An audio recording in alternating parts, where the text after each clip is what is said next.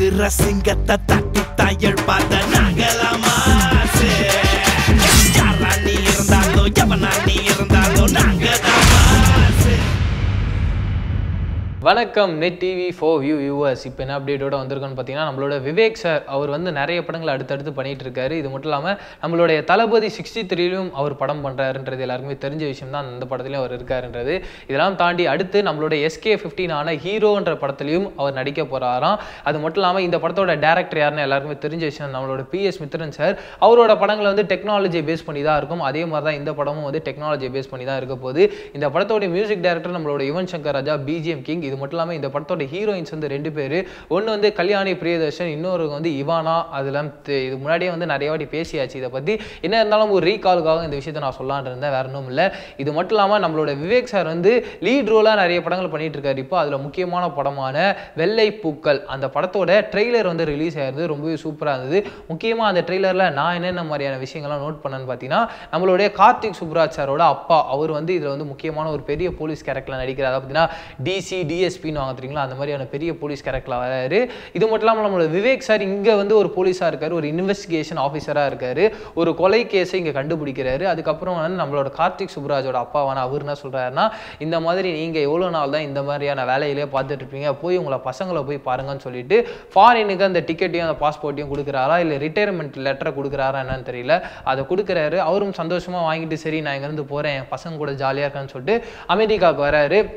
அமெரிக்காவுக்கு வரும்போது என்ன நடக்குதுன்னு பார்க்குறீங்கன்னா, அங்கே வந்து அவங்க பையனோட ஜாலியாக இருக்கார். பட் என்ன இருந்தாலும் எப்பவுமே நம்ம ஊரில் இருக்க மாதிரி ஒன்று சந்தோஷம் வேறு எந்த ஊருக்கு போனாலும் வராது இல்லையா. அதே தான் அவரும் ஃபீல் பண்ணுறாரு. எனக்கு என்னவோ இங்கே பிடிக்கலப்பா, எல்லாமே இங்கே இருக்குது, ஆனால் ஏதோ நீங்கள் மிஸ் ஆகுது அப்படின்னு ஃபீல் பண்ணுறாரு. இந்த படத்தில் சார்லி சாரும் ஒரு இம்பார்ட்டண்டான கேரக்டர் ப்ளே பண்ணியிருக்காரு. அவர் வந்து த்ரூ அவுட்டாக படத்தில் வந்து விவேக் சார் கூடயே வந்துகிட்டு இருக்காரு. இதெல்லாம் தாண்டி அதுக்கப்புறமா தான் அந்த அமெரிக்காவில் ஒரு ட்விஸ்ட் நடக்குது. என்னன்னு பார்த்தீங்கன்னா, ஒரு கொலை சம்பவம் நடக்குது. இவர் வந்து ஒரு போலீஸ் ஆஃபீஸர் இல்லையா, அதனால் இவரால் அதை பார்த்துட்டு சும்மா இருக்க முடியல. இந்த போலீஸ் ஆஃபீஸர்லாம் இன்வெஸ்டிகேட் பண்ணுறாங்க. அது மட்டும் இல்லாமல் இவரும் இன்வெஸ்டிகேட் பண்ணுறாரு. இன்வெஸ்டிகேட் பண்ணி இவருக்கு ஏதோ ஒரு புதுசான ஒரு க்ளூ கிடைக்குது. அது மூலியமாக அவர் என்ன சொல்கிறாருன்னா, இந்த மாதிரி அவன் வந்து நார்மலான கொலைகாரன் கிடையாது, இந்த கொலையோட அவன் நிறுத்த மாட்டான், தொடர்ந்து கொலைகளை பண்ணிகிட்டே இருப்பான், அதுக்குள்ளே நம்ம அவனை ஸ்டாப் பண்ணோம், நம்மளோட மக்களை காப்பாற்றணும்னு சொல்கிறாரு. அவங்க போலீஸ்கிட்ட எவ்வளோ கெஞ்சி கூத்தாடுறாரு.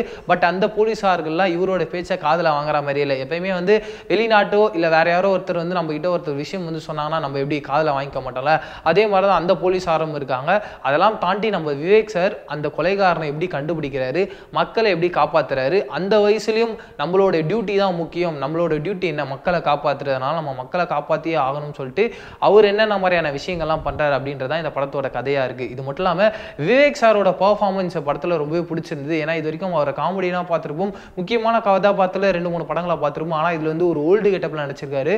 ரொம்பவே ஆப்டா ரொம்பவே சூப்பரா நடிச்சிருக்காரு அப்படின்னு தான் சொல்லணும். இந்த ட்ரெய்லரை நீங்க பார்க்க மறந்துட்டீங்க அப்படின்னு நினைச்சீங்கன்னா கீழே இருக்க டிஸ்கிரிப்ஷன் காமெண்ட் பாக்ஸ்ல லிங்க் கொடுக்குறேன், போய் பார்த்து என்ஜாய் பண்ணுங்க.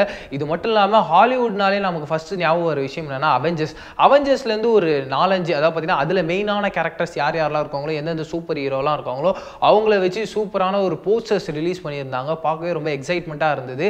அந்த போஸ்டர்ஸை நீங்கள் பார்க்கலன்னு நினச்சிங்கன்னா அதுக்கான லிங்க்கையும் வந்து கீழே இருக்க டிஸ்கிரிப்ஷன் காமெண்ட் பாக்ஸ்ல கொடுக்குறேன், போய் பார்த்து என்ஜாய் பண்ணுங்க.